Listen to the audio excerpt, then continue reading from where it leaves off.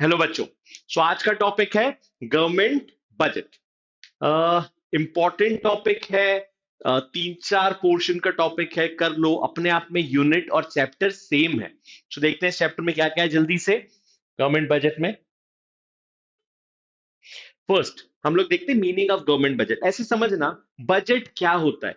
Budget जब हम घर का बनाते हैं, हम गवर्नमेंट का बनाते हैं, सब में एक चीज बहुत कॉमन है। दैट इज कितना पैसा आया और कितना पैसा गया, मतलब रिसिट एंड पेमेंट का स्ट्रक्चर गवर्नमेंट बजट होता है। Government budget is item wise statement. एक स्टेटमेंट है, देखो कंप्लीटली, जो बताएगा item wise receipt and payment structure of the government for next financial year, अगले साल के लिए। मतलब हम बजट, जैसे घर का बजट होता है हम पैसा आने के बाद बनाते हैं, गवर्नमेंट के केस में वो बजट पहले से ही रेडी करना होता है इस साल, और अगले फाइनेंशियल फिस्कल ईयर में बजट एप्लीकेबल होता है। ये सब लिखने से पहले एक चीज जरूर लिखना, budget is an annual financial statement, एक साल का financial statement. This is the official definition जो कॉन्स्टिट्यूशन ऑफ इंडिया में लिखा हुआ है बजट का। So don't miss the definition, दो पार्ट में हो जाएगी। Budget is an annual financial statement, अपने आप में क्लियर है, plus item wise receipt and payment statement of the government for next financial year, अगले साल के लिए कितना होने वाला है। नेक्स्ट फाइनेंशियल ईयर लिखना मत भूलना, ठीक है। फिर है ऑब्जेक्टिव्स ऑफ गवर्नमेंट बजट, हम क्यों बनाते हैं। अब देखो शुरू के जो तुम्हें दो ऑब्जेक्टिव्स दिख रहे हैं यहाँ पे, जो दो ऑब्जेक्टिव्स है first and second, that is most crucial object. वहीं से आज तक क्वेश्चन बने। मतलब तुम उठा के देखोगे पास्ट 10 years के paper, never find a question based on next three objectives. ये पहले दो ऑब्जेक्टिव्स में क्वेश्चन बनता है। The first objective is reallocation of resources, second is redistribution of resources. क्या होता है, बजट बनाते हैं, पैसा आता है पब्लिक के पास, और पब्लिक में पैसा लगाते हैं। तो we can use this fund transfer of public to public for their benefit. कैसे अब ये यूज होता है फंड ट्रांसफर का structure. First is reallocation of resources. See, when you give the resources to public to spend, तुमने सोचा public को, और प्राइवेटाइजेशन, प्राइवेट सेक्टर्स को पूरा रिसोर्स देते हैं कि वो लोग जो बनाना चाहे बनाए, रिसोर्सेज को कहीं भी यूज करें। Now resource could be land, resource could be labour, resource could be resource could be anything for productive activity. अब पब्लिक को जब तुम, प्राइवेट सेक्टर को जब तुम ये काम दोगे, so they definitely going to produce the good which is profitable. वो नहीं सोचेगा कि पब्लिक को नीड है कि नहीं है, वो डिमांड कर रहा है ना, वो प्रोड्यूस कर देगा। चाहे वो सिगरेट्स हो, चाहे वो लिकर हो, चाहे वो कोई भी प्रॉफिटेबल प्रोजेक्ट्स हो। अब यार गवर्नमेंट बोलता है पार्क भी चाहिए, स्ट्रीट लाइट भी चाहिए, नॉन प्रॉफिटेबल प्रोजेक्ट्स भी तो चाहिए, जिनको हम पब्लिक गुड्स बोलते हैं। So what about these public goods, ये कभी भी कोई प्राइवेट सेक्टर नहीं बनाएगा। पार्क नहीं बनाएगा, सड़कें नहीं बनाएगा, स्ट्रीट लाइट नहीं बनाएगा, इलेक्ट्रिफिकेशन नहीं करेगा। इलेक्ट्रिसिटी चलाना अलग बात है, बट इलेक्ट्रिफिकेशन नहीं होगा। सो रीएलोकेशन ऑफ रिसोर्सेज मतलब गवर्नमेंट बजट में गवर्नमेंट पब्लिक का फंड लेके वो जो रिसोर्सेज है उनको प्राइवेट से निकाल के पब्लिक गुड्स में लगाता है। अगर ये पैसा पब्लिक के पास होगा, पैसा लोगों के पास होगा, तो डेफिनेटली वो प्राइवेट सेक्टर में इन्वेस्ट करेंगे। So what they do is take the money from the public, invest this particular money in public goods rather than in private goods. So private goods से public goods को पैसा लगाने को हम reallocation of resources कहते हैं. The second is redistribution of resources. अब ये क्या होता है? Now redistribution is इकोनॉमी में कहीं पे इनकम सरप्लस होगी, कहीं पे इनकम डेफिसिट में होगी। सरप्लस इनकम का क्या मतलब है? Surplus income is comparatively higher, ज्यादा इनकम है, ठीक है। तो इनकम लेवल ज्यादा है, इसका मतलब जिसकी इनकम जितनी होनी चाहिए थी उससे ज्यादा है। अब देखो इसका कोई लॉजिक नहीं है कि मैंने बोल दिया इनकम ज्यादा है। अब वो कैसे पता इनकम ज्यादा है? क्योंकि ये बंदा सेव कर रहा है, ये ज्यादा अर्न कर सकता है। अब वो गवर्नमेंट के पास लॉजिक क्या है? गवर्नमेंट बोलता है इतनी मिनिमम नीड है, इतना होना चाहिए, इससे ऊपर जिसकी इनकम है 5 लाख रुपए से जिसकी इनकम ऊपर हुई, गवर्नमेंट बोलता है काम करो, थोड़ा सा पैसा हमें दे दो in the form of taxation. हम उठा के किसको दे देंगे? उस पर्सन के पास जिसकी इनकम, ये साल भर की इनकम है, जिसकी इनकम 80,000 रुपए उसको जरूरत है, जिसकी इनकम साल भर में 10,000 भी नहीं होती, बहुत ही पुअर इंसान है, उसको हम ये जो टैक्सेस तुमसे कलेक्ट कर रहे हैं, ये पैसा हम उनको दे देंगे। सो रीडिस्ट्रीब्यूशन ऑफ इनकम, इनकम एक जगह से लेके, थोड़ी सी इनकम लेके ताकि इकोनॉमी चलती रहे। नहीं तो ये कभी गुड्स नहीं खरीदेंगे, इनके लिए भी तो गुड्स बने हैं ना, इनके पास गुड्स बने पर ये गुड्स बिकेंगे नहीं, इसीलिए रीडिस्ट्रीब्यूशन ऑफ इनकम होता है। ये दो ऑब्जेक्टिव्स है गवर्नमेंट बजट के। First is reallocation, private goods से पब्लिक गुड्स में लगाना, रीडिस्ट्रीब्यूशन ऑफ इनकम, जिसके पास सरप्लस इनकम है उससे लेकर डेफिसिट वाले को देना। फिर बाकी के जो तीन है वो बहुत सिंपल से हैं। क्या कहते हैं, managing public sector enterprises, budget का काम है पब्लिक सेक्टर एंटरप्राइज में पैसा लगाना है, वहां से पैसा निकालना है। पब्लिक सेक्टर एंटरप्राइज अगर प्रॉफिट में जा रहा है सॉरी, सो प्रॉफिट में जा रहा है, so we have to invest in public sector, हम पैसा लगा देंगे। ये सब डिसीजन कब होते हैं? On the D day, on this day जहां पे गवर्नमेंट बजट बन रहा हो, ठीक है, कि हमें पब्लिक सेक्टर में पैसा लगाना है, उसको डिसइन्वेस्ट करना है, वहां से प्रॉफिट निकालना है, प्रॉफिटेबल है या नहीं है, ये पैसे, ये पूरे decision is management is budget के दिन का काम। The next is growth of the economy. Budget definitely her bar growth को प्रोस्पेक्ट करेगा कि बजट को ग्रोथ लेके आना पड़ेगा, उसके लिए बजट बनता है कि यार आप सिर्फ पब्लिक से पैसा लेके पब्लिक में इन्वेस्ट नहीं कर रहे हो, रादर आप पब्लिक से पैसा लेके उसको ऐसी जगह इन्वेस्ट करना, ऐसी जगह भी इन्वेस्ट करना है जहां से प्रॉफिट हो, जहां से इकोनॉमिक ग्रोथ पाथ पे हो, बढ़े इकोनॉमी। ठीक है, जैसे इस साल का बजट का एम है कि हमें 5 ट्रिलियन इकोनॉमी तक पहुंचना है नेक्स्ट 5 इयर्स, ये टारगेट है। Next is fiscal measures. तो फिस्कल मेजर्स क्या होते हैं? इकोनॉमी में इन्फ्लेशन और डिफ्लेशन आता है, सबको पता है, जो कि कंट्रोल करता है आरबीआई। पर आरबीआई के अलावा ये कंट्रोल गवर्नमेंट भी करता है बजट में। सो इन बजट सिनेरियो, इन बजट थिंग, गवर्नमेंट टैक्स लेता है पब्लिक से और पब्लिक को खर्चा एक्सपेंडिचर करता है। ड्यूरिंग इन्फ्लेशन आप टैक्स को बढ़ा दो क्योंकि मार्केट में मनी सप्लाई ऑलरेडी बहुत ज्यादा है और खर्चे कम कर दो। ड्यूरिंग डिफ्लेशन आप पब्लिक से बोलो टैक्स रखो मत दो, कम दो, और हम अपनी तरफ से खर्चा देते हैं। इससे क्या होगा? डिफ्लेशन कंट्रोल होगा। सो इन्फ्लेशन और डिफ्लेशन कंट्रोल होगा। दो चीजें, ऊपर के 2 पॉइंट्स अलग रखना, नीचे के 3 पॉइंट अलग रखना, ये हुई पहली बात। ऊपर के 2 पॉइंट जल्दी से रिवाइज कर लेते हैं एक बार। Reallocation of resource and redistribution of resources. Reallocation मतलब प्राइवेट से पब्लिक फंड्स में शिफ्ट करना, और रीडिस्ट्रीब्यूशन है सरप्लस से पैसा निकाल के डेफिसिट को देना, गरीबों को पैसा देना जो टैक्स नहीं पे करते। और मैनेजिंग पीएसयूज, ग्रोथ और फिस्कल मेजर्स, ये सिंपल से 3 कॉन्सेप्ट है। आगे बढ़ेंगे हम लोग। कंपोनेंट्स ऑफ गवर्नमेंट बजट, ना दिस इज मेन चैप्टर, यही है मेन चैप्टर जो हमें एक्चुअली पढ़ना है। गवर्नमेंट बजट के कंपोनेंट्स। अब गवर्नमेंट बजट के टेक्निकली 2 कंपोनेंट होते हैं। मैं तुम लोगों को सिंपल सा एक स्ट्रक्चर बना देता हूं, उम्मीद कर रहा हूं तुम लोग भी स्ट्रक्चर साथ साथ बनाओ और बना ही लेना। ठीक है, 2 कंपोनेंट में कौन कौन से बजट होते हैं? एक होता है कैपिटल बजट, एक होता है रेवेन्यू बजट। कैपिटल बजट के अंदर भी 2 बजट आते हैं, कैपिटल रिसिट, कैपिटल का खर्चा, कैपिटल एक्सपेंडिचर। रेवेन्यू के अंदर भी 2 आते हैं, रेवेन्यू रिसिट एंड रेवेन्यू का खर्चा, revenue expenditure. Now to understand this, first we'll start with capital, easy to understand. Revenue बाद में, बस अभी इतना ध्यान रखना, कैपिटल बजट वो बजट होता है जिसमें, देखो बजट का मतलब है पैसा आ रहा है पैसा जा रहा है, पैसा आ रहा है पैसा जा रहा है, पैसा आ रहा है पैसा जा रहा है, रिसिट आ रहा है एक्सपेंडिचर जा रहा है, दोनों में आवन जावन तो चल ही रही है। ठीक है, receipt expenditure is there, payment is there. अब कैपिटल नेचर बजट में क्या होता है? पैसा आएगा पैसा जाएगा, but it will create no impact, sorry it will create impact on your asset and liabilities. मतलब कैपिटल बजट एसेट और लाइबिलिटी को डेफिनेटली इंफ्लुएंस करेगा।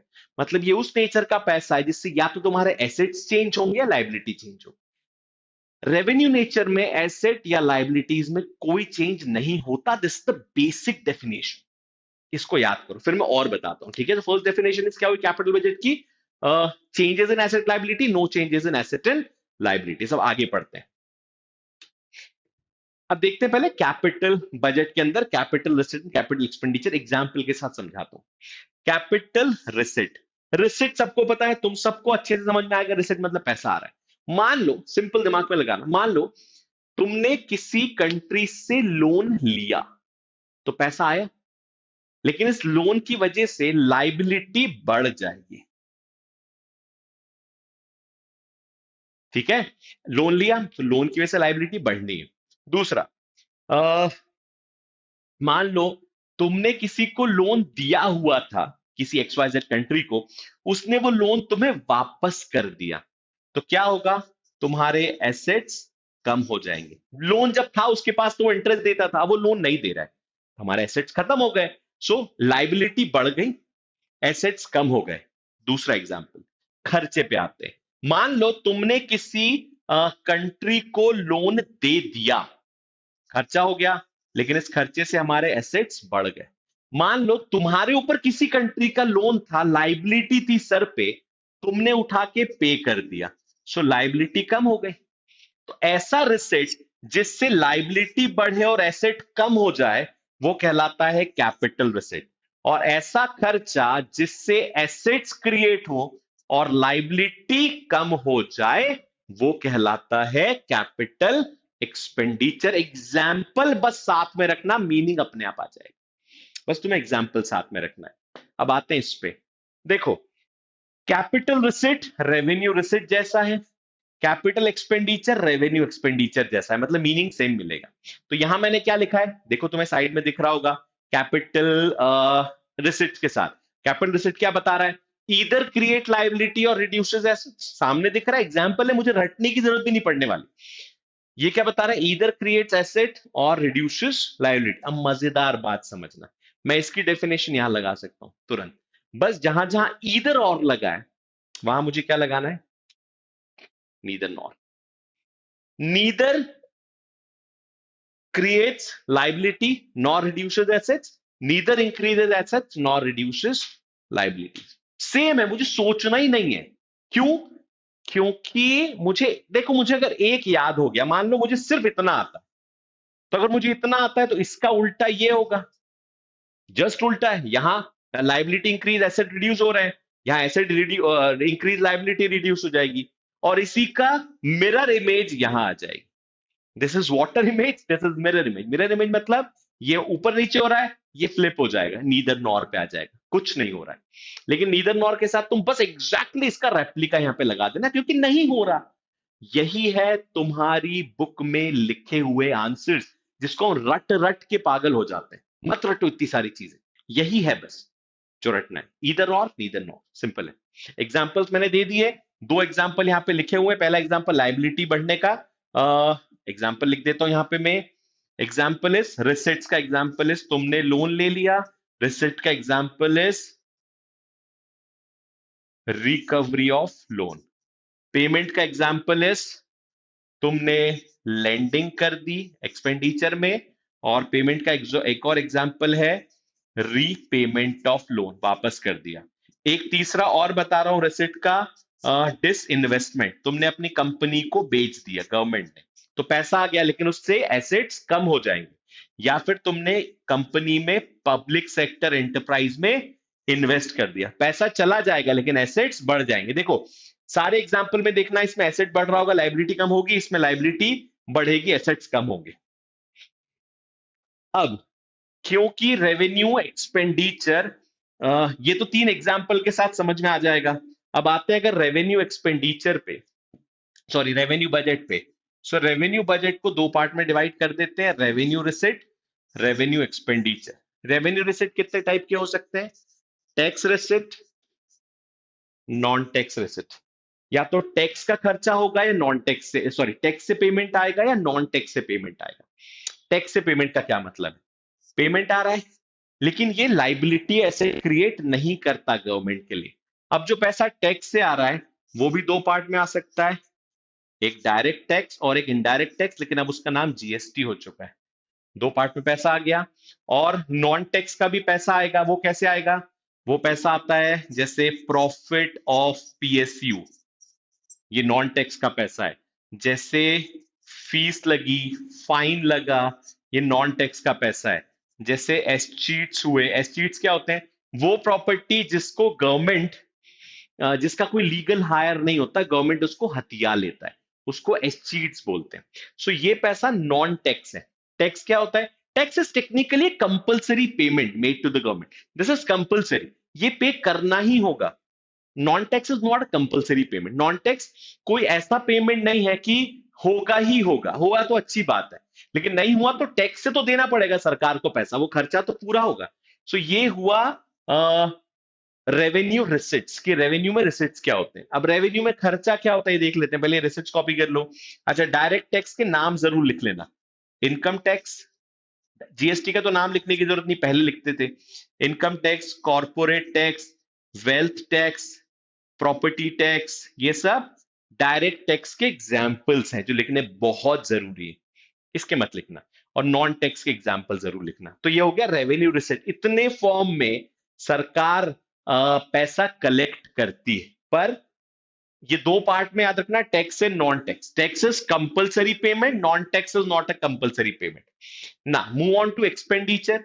मेकिंग इट सिंपल, एक्सपेंडिचर दो टाइप के होते हैं, एक प्लैंड एक्सपेंडिचर, एक नॉन प्लैंड एक्सपेंडिचर्स।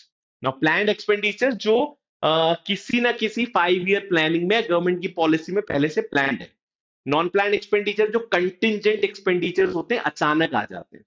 डिफरेंस बताऊंगा अभी प्लान और नॉन प्लान का। प्लान्ड हो या नॉन प्लान्ड हो, दोनों में दो चीजें होती है, डेवलपमेंटल एंड नॉन डेवलपमेंटल। यहां पे भी दो चीजें होती हैं, डेवलपमेंटल एंड नॉन डेवलपमेंटल। पहले प्लान समझ लेते हैं। मान लो तुमने प्लान करा कि तुम एक फ्लाईओवर बनाओगे with the cost of 50 crore, 50 CR की कॉस्ट पे एक फ्लाईओवर बनने वाला है। तुमने बनाना शुरू करा, धीरे धीरे धीरे पॉलिसीज चेंज हुई, गवर्नमेंट चेंज हुई, लेट हो गए, बहुत सारे चीजें होती है गवर्नमेंट के साथ। तो वो जो 1 साल में बनना था वो 4 साल लग गए उसको बनने में। 4 साल बनने में उसकी जो कॉस्ट है वो 50 से इंक्रीज होकर 70 करोड़ हो गई। See, you plan to invest 50 crore, पर जो 20 करोड़ हुए वो नॉन प्लान, वो अचानक से होने वाला इन्वेस्टमेंट है, वो अचानक से होने वाला खर्चा है, रेवेन्यू का खर्चा है। अब ये जो खर्चा अचानक से हुआ, ये कंट्रोल हो सकता था, पर ये कंट्रोल नहीं होना इज अ डेंजरस थिंग। ये हुआ plan and non plan.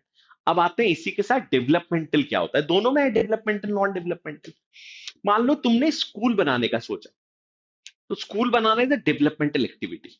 Hospitals, health care sector में इन्वेस्ट करा है, डेवलपमेंट एक्टिविटी। सड़कें बनाई, फ्लाईओवर्स बनाए, दिस इज डेवलपमेंट एक्टिविटी। फिर तुमने डिफेंस में लगा दिया, दिस इज नॉन डेवलपमेंटल।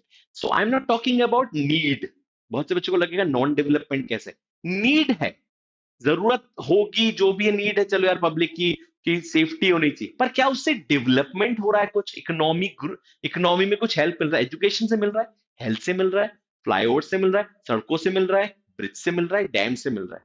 यहां से क्या मिल रहा है, कुछ नहीं। एडमिनिस्ट्रेटिव एक्सपेंडिचर्स, पुलिस एक्सपेंडिचर्स, ये सब नॉन डेवलपमेंटल एक्सपेंडिचर्स। ये दोनों जगह होते हैं भाई। नॉन प्लान, स्कूल बनाना शुरू करा, स्कूल प्रोसेस, और सोचा था 10 करोड़ में बनेगा हेल्थ के एजुकेशन सिस्टम, 25 करोड़ लग गए। तो जो बाकी 15 करोड़ है वो नॉन प्लान्ड है, developmental but non plan. Defence में सोचा था इतने लगेंगे, इतने लग गए। तो जितना सोचा था वो डिफेंस के प्लान्ड एक्सपेंडिचर्स है, मतलब नॉन डेवलपमेंटल प्लान। जितने एक्स्ट्रा लग गए वो non planned and non developmental expenditures. Clear है?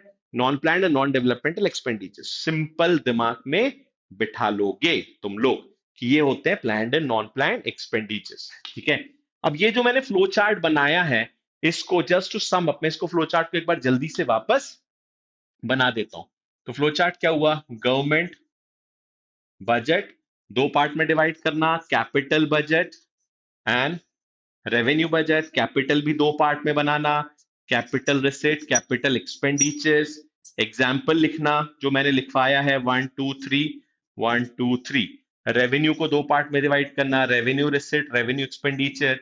रिसिट को दो पार्ट में, कौन कौन सा, टैक्स एंड नॉन टैक्स।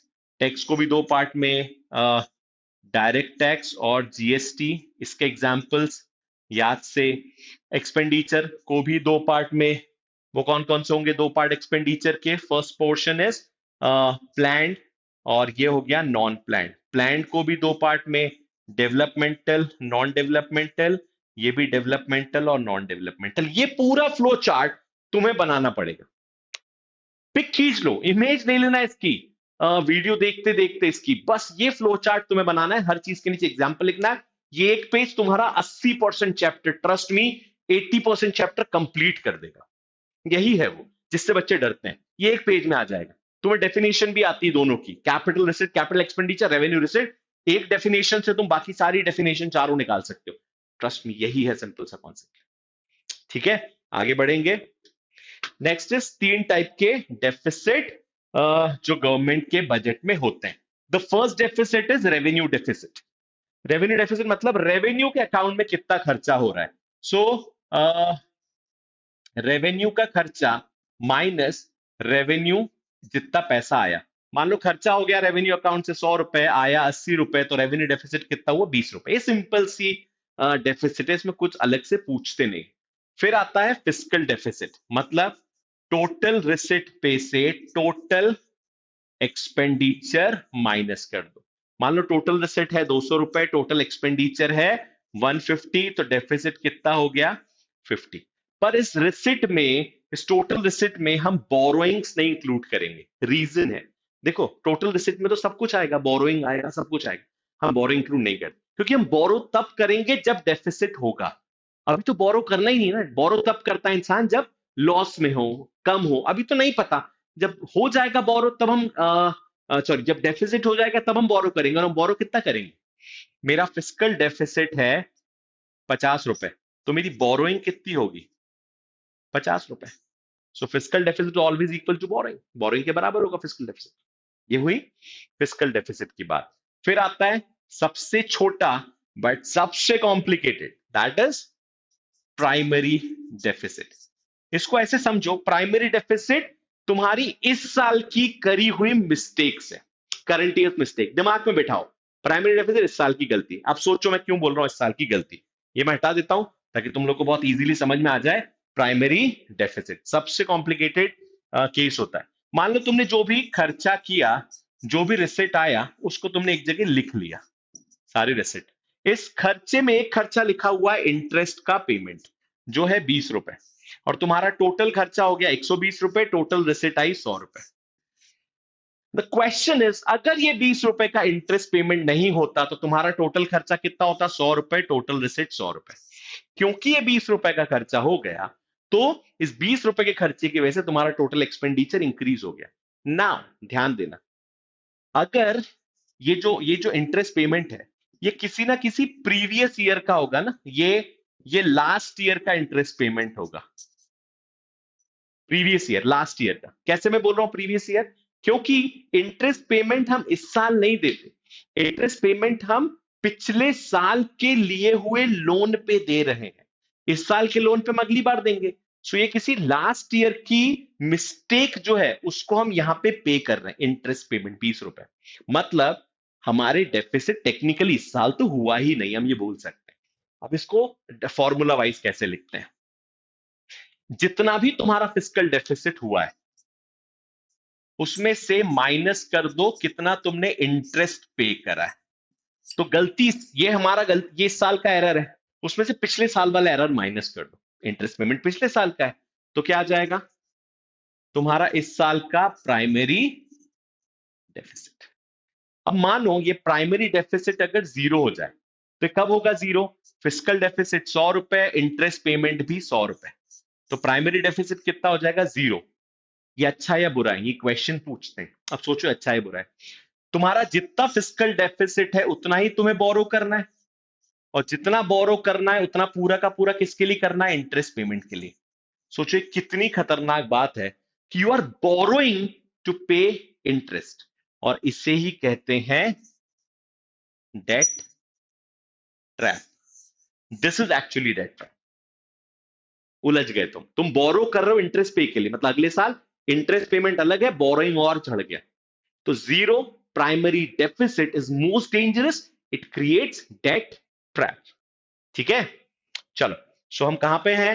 अगर हम पूरे बजट को देखें तो हमने मीनिंग देखा, हमने ऑब्जेक्टिव्स देखे, दो important objective, redistribution and reallocation of resources. Components देखे, दो कंपोनेंट, कैपिटल एंड रेवेन्यू, यही पूरा चैप्टर है। तुमने अगर फ्लो चार्ट बना लिया, वो वाला जो मैं बता रहा हूं, वो flow chart is the final thing जो पूरा चैप्टर समअप कर देगा। और तीन डेफिसिट, रेवेन्यू बहुत कम आएगा, physical deficit total minus total other than borrowings, primary deficit, physical deficit में सिर्फ इंटरेस्ट पेमेंट माइनस कर दो, तुम्हारा इस साल का डेफिसिट आ जाएगा। यही है वो चैप्टर। ठीक है, इंपॉर्टेंट चैप्टर, उतने ही मार्क्स का, तुम्हें पूरे मार्क्स मिलेंगे, ट्रस्ट मी। इजी हो जाएगा चैप्टर, एक बार जस्ट रिवाइज कर लो। ठीक है, so thank you, thanks a lot for listening so carefully. Thank you.